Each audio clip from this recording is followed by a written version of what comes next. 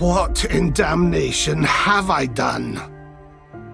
Hi guys and welcome to the channel, my name is Lutelisius and today we're going to be looking at the third installment, the final installment of the growth guide for the Purifier. The Purifying Flame Totem Hierophant community created starter build that we've created that has scaled into almost infinity on a reasonable budget. Now this build was originally meant as a substitute for Shockwave Totem. It is done very well as such. It is doing double the damage of any Shockwave Totem at half the price of the investment needed to get there with Shockwave Totem, so I think we've kinda achieved everything we set out to do with this build as a starter. Having said that, there are still a lot of questions coming in from the community, and as this is a new build, it took me quite some time to just get everything in the right balance, right? We're looking at a stacker here. It is a pseudo Herald / aura stacker, and that means everything kind of needs to come into play. How do these tattoos work? How do they interact with the skills? How do we get a reservation set up? What kind of gear do we need? And are there specific stats on the gear that we really want to have if it all comes together just nicely? We're going to look at all those things and more, guys. Let's get right into it. And let's start with looking at our gear and the most important stats needed within that gear. So eventually we're going to be diving into PoEs and I'm going to be showing you exactly what we're looking at in terms of totems. The weapon right now is of non-importance. It is in the PoE, you can check it out. Tonight we're going to be crafting a mirror tier weapon for the community to give back to the community. So if we hit it, it is a free, no-fee mirror service weapon that we're going to provide to the community if they manage to get a mirror at some point in the league and they still want to play the build.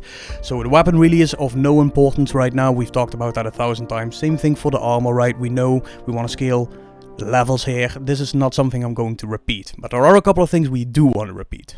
Boots. We want tier 1 int on there.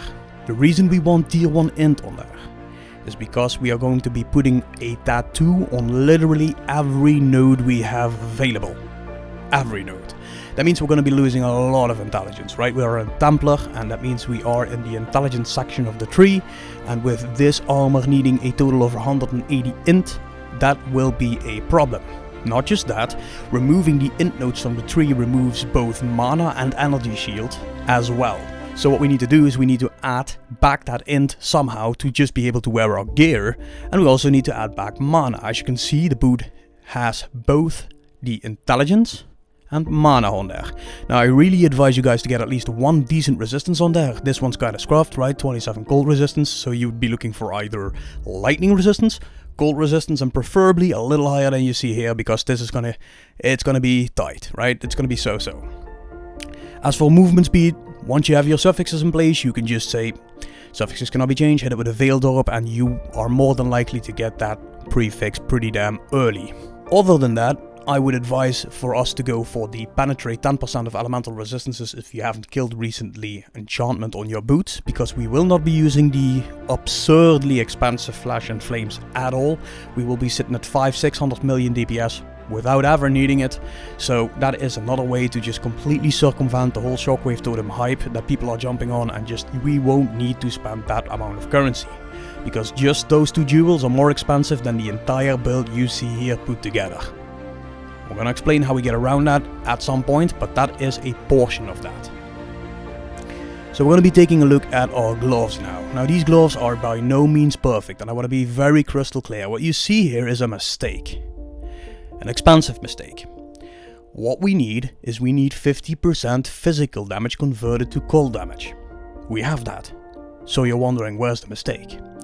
The mistake is in the fact that a 25% implicit, 25% physical damage converted to cold damage is cheaper to get than the 35% explicit with all the stats. And when I say cheaper to get, I don't mean on the trade market, I mean to craft. Because if you want to craft this, you need your suffixes to be where they are right now, and then you would need to do suffixes cannot be changed and hit it with a Vaal orb or an Iceling until you get to 35% of physical damage converted to cold damage, and trust me, that can run you in the divines. So if you can manage to get the 25% physical damage converted to cold damage implicit and just manually handcraft your 25% damage explicit prefix, you're at 50% as well at a hell of a lot less cost. This was a mistake, and it was a mistake that I made because I was used to playing the Shockwave Totem as the guide, and with the Shockwave Totem, with the alternate quality, we can internally convert 40% of that physical damage to cold damage. That means there is 60% left to convert, and at that point you would go for a 35-25 split. 25 up top, 35 on the prefixes. And that's kind of what was in the back of my mind when I was crafting these gloves. But obviously you just need 50%, and the 25-25 is easier to get, guys, so do not make the same mistake I did. What do you see? Tier 1 int. Again, right? So why do we need int? Mana, energy shield, and the fact that we don't have it on the tree anymore. We also need a hell of a lot of strength, and we need a hell of a lot of dex because we're using haste and hatred and everything else under the sun that needs a lot of strength. So if you're looking at steel skin, it needs 155 strength. And because we have no stats on our tree at all, we need to kind of squeeze them somewhere. So making gloves like this with all these stats, I would say go for it, guys, if you can. Now how we did this, I can be pretty quick on that as well. We grabbed ourselves a pair of sorcerer gloves, and they want to roll int, right? They don't want to roll strength. So what you're going to do is you're going to get yourself some strength essences, deafening, and you keep rolling until you hit tier 1 int, and that is your suffixes complete. So grab yourself a fractured dex or strength base, dex is more likely to get, and just hit them with the strength essences. And that's pretty much how you do the suffixes, prefixes we just explained. As for our belt, this one needs an update. I'll recraft it. What would we like to see on here? Pretty much everything you see on here except for one thing. That life needs to be mana, and it needs to be about 30 mana. We'll explain inside PoE in just a little second why we need to have 30 mana there, but it all comes together in such a way that if we set things up correctly, we will not need the ever-increasing expensive Hatungu tattoos anymore. And that should be good news for everyone. But this one is not ready, I need to recraft it, but with the next crafting session coming tonight, which will be the Mirror Tier Scepter, I doubt I'll have any currency left before everything's done. So it'll have to wait, but yeah. This is a good belt, except I would like to see the mana on there. Now the critical strike chance against shocked enemies, by no means mandatory, it just happened to roll on an Exile Slam. I would have loved to see mana there, but this is what it is for now, and it functions as is. So for the HeatShiver. Right now my HeatShiver is with a Lab Runner. We are trying to get the Discipline, Reservation, Efficiency, or the Purity of Fire Reservation Efficiency enchantment on my 90% Reservation Efficiency Corrupted Helmet. If you do that, you're good, right? I'll explain later why that is. We'll dive into different kind of PoBs with and without the enchant, with and without the corruption. The best in slot here would be the 90% Reservation Efficiency and the enchantment for Discipline or Purity of Fire. Now you might be wondering, why is that the best in slot enchantment? Both those are 35% auras. And you'd be like, but we have 50%. We've got Zealotry, Hatred, and Haste. Why do we want the 35%ers? Because all of our 50%ers are in our Prism Guardian. Meaning we are reserving life instead of mana. That means if we have a Reservation Efficiency, Mana Reservation Efficiency enchantment for Hatred, it does absolutely nothing for us.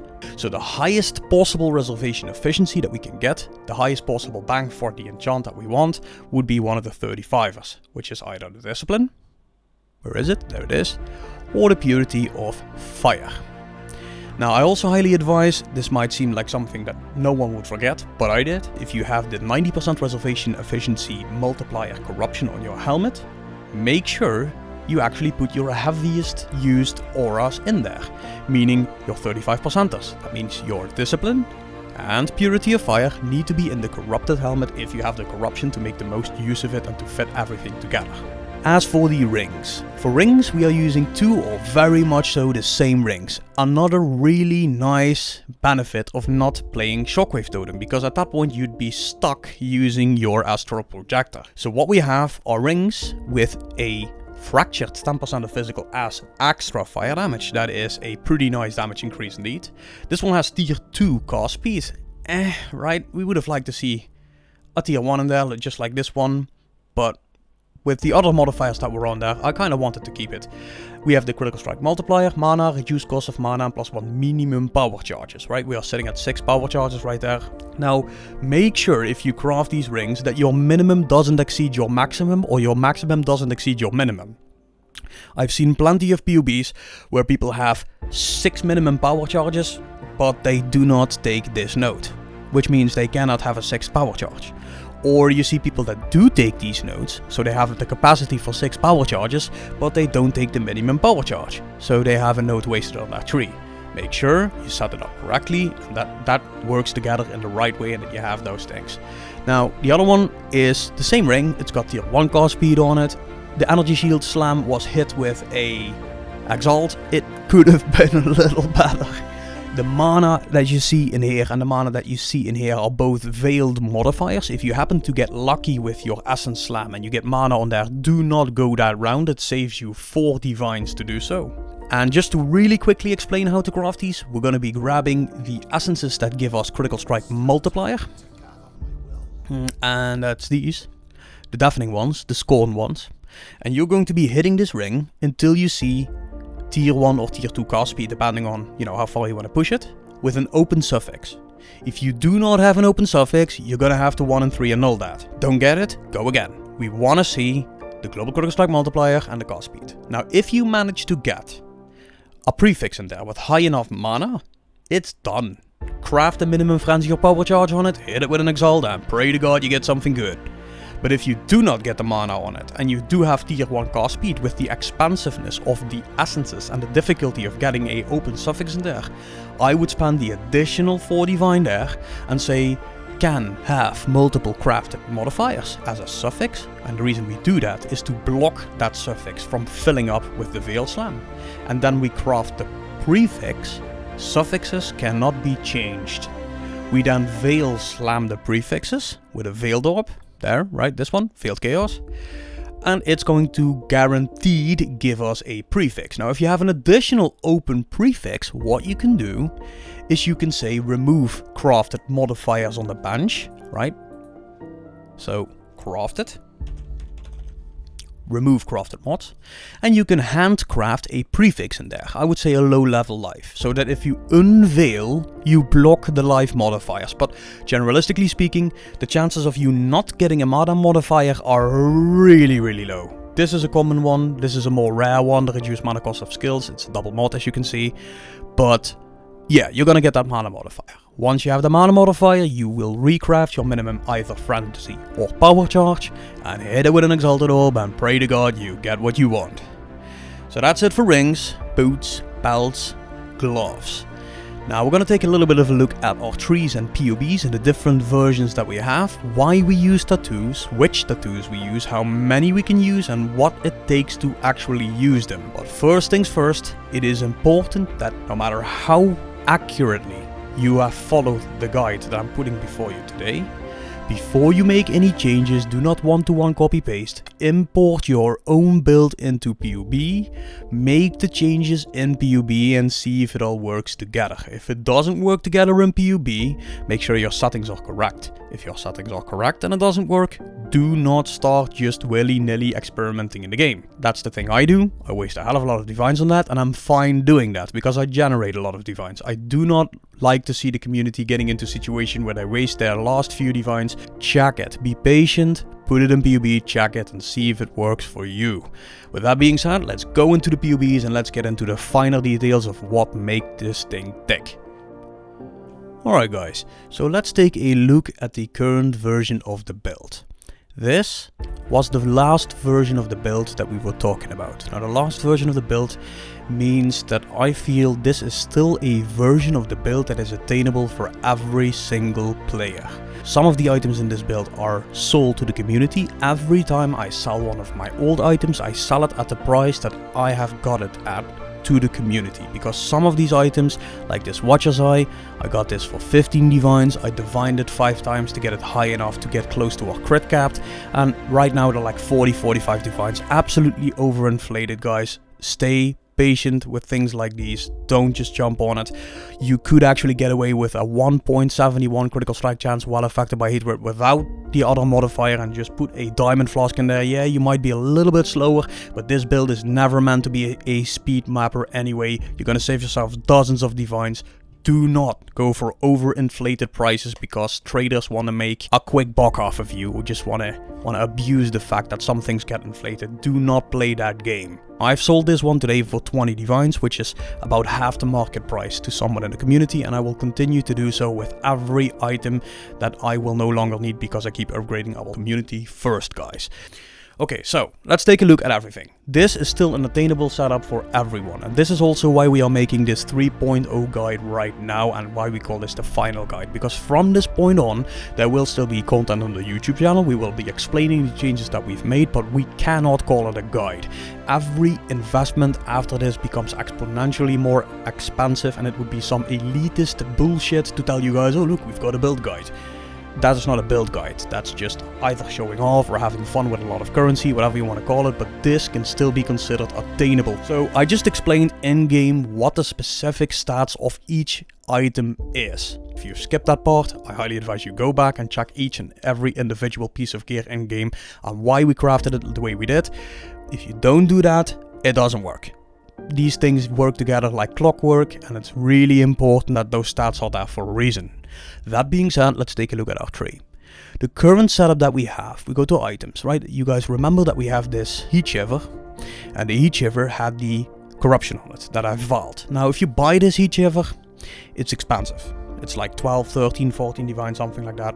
You can corrupt it yourself. HeatShivers are like 20 chaos for a clean one. Keep corrupting it. If you either had +1 max power charge, bam, 14 divine. If you hit this one, you're gonna use it. If you had 2 of this one, you're gonna sell it. You're gonna make big profit. Just don't buy it unless you have a hell of a lot of divines left. A alternative option to this one would be just one with Purifier or Discipline as a enchantment. Do not go for Hatred, Zealotry, Haste, or any of the other 50%ers that you might be using, because those are in your Prism Guardian and don't reserve mana, they reserve life. So if you get that enchantment, it is useless. The 90% cost and reservation multiplier that you see right here is really nice to have. Eventually you want to have the enchantment on there as well, and we will show you in PoB what that means in the following PoBs. We have a really good lab runner in our Discord, and he's preparing my helmet for me right now, so I've already mocked up what that would look like. We'll look at that in just a second. For now, I'm telling you guys, if you do not have the ability to either get lucky with the Vaals, or you cannot buy this one, which I don't recommend anyway at that price, you get one with the Purifier or Discipline enchantment, and the few little bits of mana you'd be missing, you will fill up by simply lowering your precision, lowering your vitality, and you'll be able to run everything that I'm running in this guide. So we won't be looking too much at the gear because we just explained what that is. We're going to be looking at our tree. That's the most important part in this one. We've already explained exactly what we do with jewels, what we watch for. If you haven't seen that, check the other guide out for that. In our Discord channel, we have a step-by-step stage type guide system where we have video 1, 2, 3 to 4, where you can actually see in every video how it is put together and why. And it's important you know what to look out for when you get this jewel. We're going to be looking at the new things that we've added above anything else. So as you can see, pretty much every single node is tattooed up. Now this is not optimal in any way. I have just been experimenting and just kind of figuring out, okay, what can I do, what can't I do? Now I can tell you this strength node is not being allocated. That's not an accident. Let me say we put an Hatungu on there. Oopsie, we don't have the strength requirement. Remember, we wanted strength on those gloves. We wanted that suffix on the belt, the handcrafted 3535.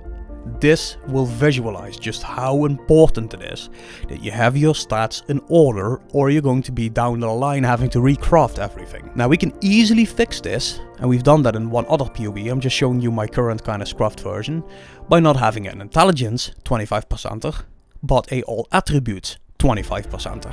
Introspection. Probably 5 divine, something like that, 4 divine, but that would fix that and would open up all the other nodes as well. What we do is we have, and we can show this, right now we're running 1, 2, 3, 4, 5, 6, 7, 8, 9, 10, 11, 12 Hatungos.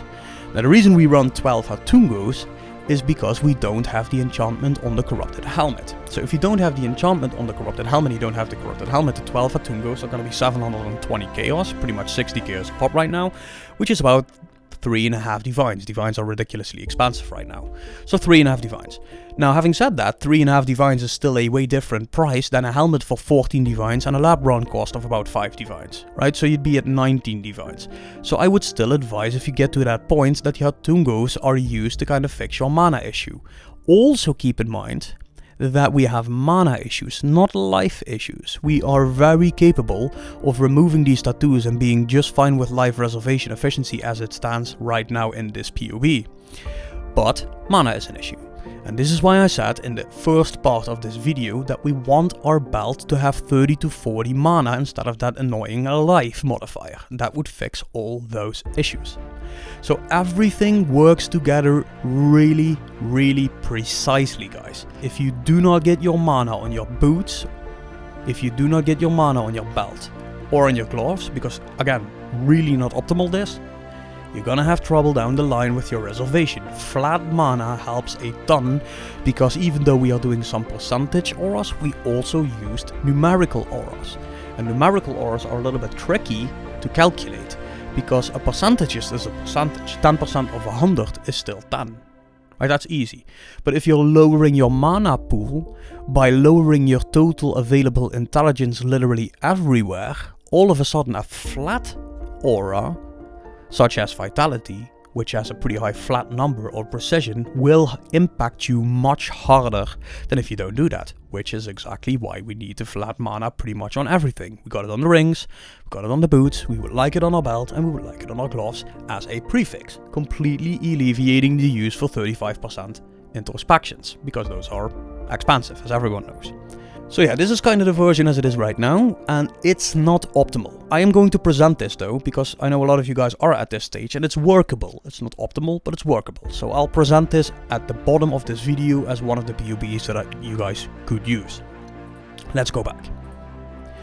Now we're going to be looking at the anointed version, and if we have the correct tattoos and the correct stats on our belt. Because that's the one thing I've changed. I've changed the life to 30 mana, which isn't something crazy to achieve. Now all of a sudden we change nothing else. We just have the enchantment, we've put some mana on the belt, and we've changed tattoo. Everything else is identical. But now we have 50 million more damage. Why? Let's take a look. If we take a look at this one, now we see we have 3 Hatungos. Now the 3 Hatungos that we have are being placed on a Dex node, a Strength node, and a Strength node. And the only reason we've put them there is because we cannot put the tattoo of the Arohungui, something like, I'm butchering this obviously, Shaman. Now, what is so important about the Shaman tattoos? Well, it's insane. Yeah, and insane is important. So these are about 3 chaos each. Let me show you what it does. We have quite a few of these, 22 to be precise. 22 of these tattoos give us 110% increased effect of Herald buffs on us. That makes it 130, 140, 150. Now when I say Herald buffs, I don't necessarily mean like a Circle of Anguish, Herald of Ash or something. All Heralds. Now why is this strong? And is it strong? Well, let me show you. If we look at the Herald of Ash and the Herald of Purity and Hatred, what do we see? We see 15% of physical damage as extra fire damage. Now at 150% increased effect, that becomes not 15%, it becomes 37.5% as extra.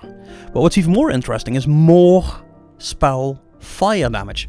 With the way HeatShiver works, what this means is the final calculator, which is the as extra from the HeatShiver over the physical to then fire extra, gets a 13% more spell fire damage, but we have 150% increased effect of Herald buffs with all the tattoos. So what happens is 26, 6.5, 32%, 1/3 more final output multiplier.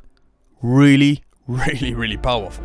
This one gives us more physical damage. Physical damage is our base scaling point. So more physical damage, again 32% more of our base. Now what happens if we remove those? Check the DPS on this. You have your DPS. Half your DPS is just gone. 2 of the heralds. Right there. If you also remove hatred, then you're a poor sort. So it's this entire as extra scaling, as we've been kind of talking about in every guide, that turns this into a just monster in terms of damage, a complete monster. And we are legit now Herald stacking once again.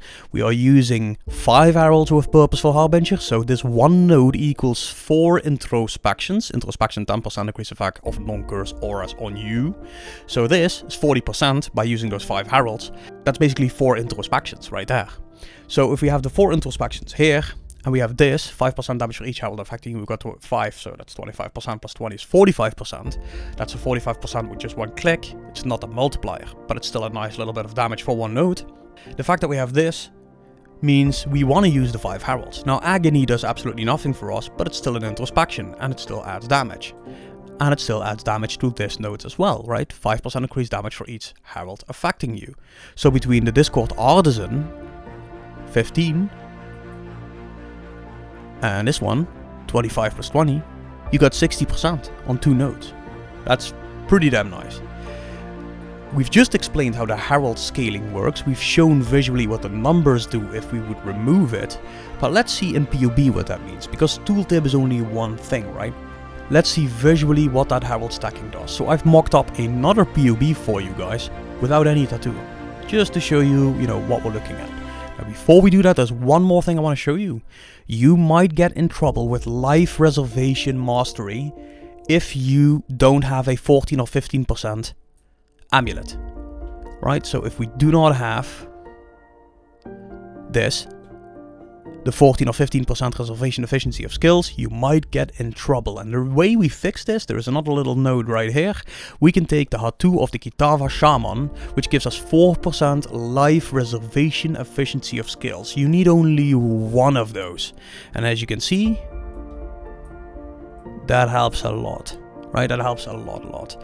Now, if you manage to get strength on your cluster, or all attributes on your cluster, you might get away with even sacrificing that strength node that we were just staying away from and put either an Hatungu there, or if you need to, another one of these. And then you're absolutely golden, right? So these two are kind of interchangeable, this one, to kind of say, okay, we're going to change it up. But I would say as soon as you have your enchantment, and you got 125 and 135, then you're at a point where everything else can become shaman stacking. Everything else can become increased effect of Herald buffs on you. And it's ridiculously powerful. You're looking at 500 million DPS right there. And the price of those tattoos, like I said, 3 chaos right now. Go to the trade site. Not sure what it'll be tomorrow, but that's where they're at right now. Now let's take another look at the exact same setup without any tattoos at all. There it is.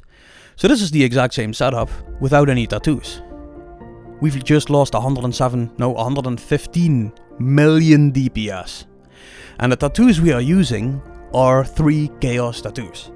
Now if you are still doubting how strong Herald stacking and Herald buffing in this specific setup is, that comparison should wake you up right away and make you go, okay, I get it, right? I can talk an hour about numbers and percentage and as extra, but this is more visual. The difference between 510 million and 395 is quite a lot. So what I'm going to do is I'm going to be including these PoBs. I'm going to be putting some notes in the PoBs. Read those notes before you do anything, guys. I can't tell you guys enough how important it is.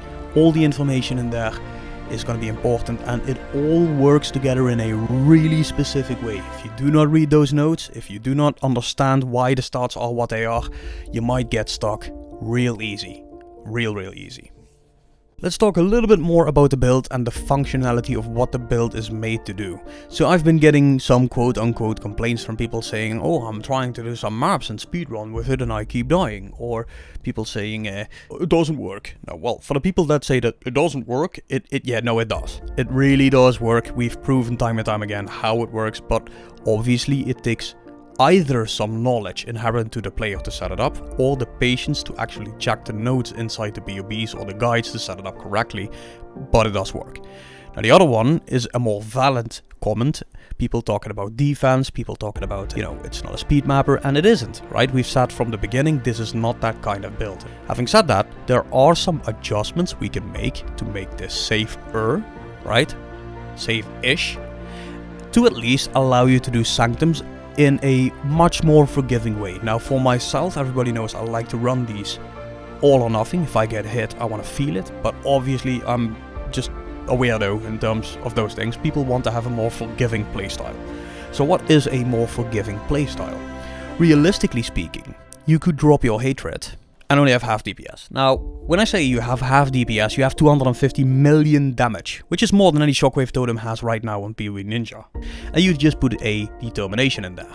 Now, if you put a Determination in there, that Blade Dancer guy will still hit you, it'll still hurt you, but it won't kill you in one hit, right? Our main issue here is physical damage. Let's get right to that. So if we do Sanctum, it's always the, I don't know what it's called, something Blade Dance or something, Sanctum guy that just, either you kill him outright, which there is another way to do that, I'll tell you about that as well, or you get hit and it's bad, like it's really bad. Now just removing that one aura fits in Determination. Obviously there are some options to fit Determination as well. But guys, we would be talking about a giga extra investment. And we could start thinking about, okay, what happens if we don't do any of the shaman tattoos? Only put Hatungos in there. Only put 35s in here instead of 25s in here. Go for something like this. But like good rolls, right? A 3%er. Everywhere. Yes. We could fit in an additional Determination to what we have here and probably have more damage than just taking out the hatred and replacing it with Determination. But this is something for min-maxers, this is something for people slinging around divines, and I'm trying to kind of find an option that is the cheapest, most fast option available for everyone. And to me that is remove that hatred, put in a Determination, set at quote unquote only 250 million pinnacle DPS, and you're going to be fine. That is a easy fix that everyone can employ in this situation. Now another option to save yourself in the Sanctum was swapping out my Conk effect for faster casting. The delay between totem placement and their initial cast is what's causing some issues, right? You put your totems down and it takes 1/10 of a sec to cast. If you put faster casting in there, it is 1/20th or 1/30th of a sec. And yes, that does make the difference between living or not. That's one thing you can do. The other thing you can do, and this sounds even crazier, I bet, is not play at a distance. I know, I've been preaching play at a distance for forever now. But Sanctum is the weird exception, especially with those Blade Dancers. If a Blade Dancer is right here, and you see him slash his sword behind his back, you're gonna be on his ass with a totem. And literally either behind him, so he doesn't even attack you anymore, or you're gonna kill him in his face before he does his animation, right? He needs to spawn first, then there is an animation, and then he jumps to you. So if you're carefully bit by bit moving forward, he's on you. But if you're right in his face putting a totem down and just gone again, he's dead. Also speed helps. That's kind of the gist of that.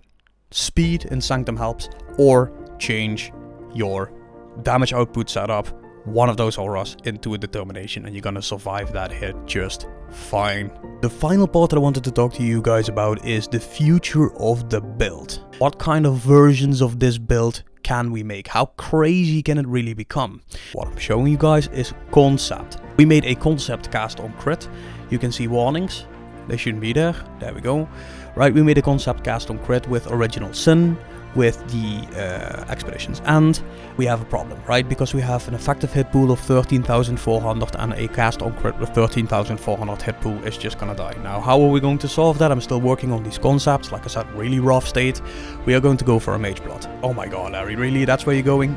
Yes, that's where we're going. I've shown you guys time and time again how much currency the build can generate, so eventually, this will not be tomorrow, not next week, eventually this would be an option. You're going for a Mage Blood, you're going to change those flasks into some safety flasks. What is it? Less fire damage taken, Ruby Flask, the Topaz Flask for the lightning, the Sapphire Flask for the gold, the typical Mage Blood setup. You're going to get yourself a high amount of armor, and it would be a good Simulacrum runner. And the interesting thing is you'd be looking at a 10.9 trigger rate, meaning yeah, purifying flame everywhere, full screen.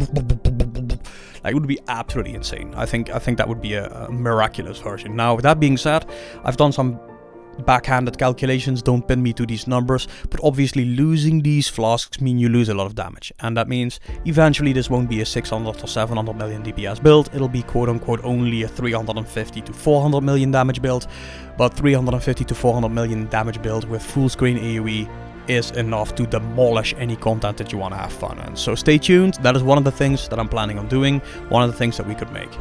Now there is another thing that I've been thinking about, but again I'm gonna have to talk to my buddy Virulence about that. He's done a lot with miners in the past. We could make a Purifying Flame miner as well, and historically speaking, mines have an insane burst damage DPS. I don't have a PoB for that yet, guys, I'm sorry, but yeah, I'm expecting that could reach well over 1 billion as well. Could be a fun boss killer.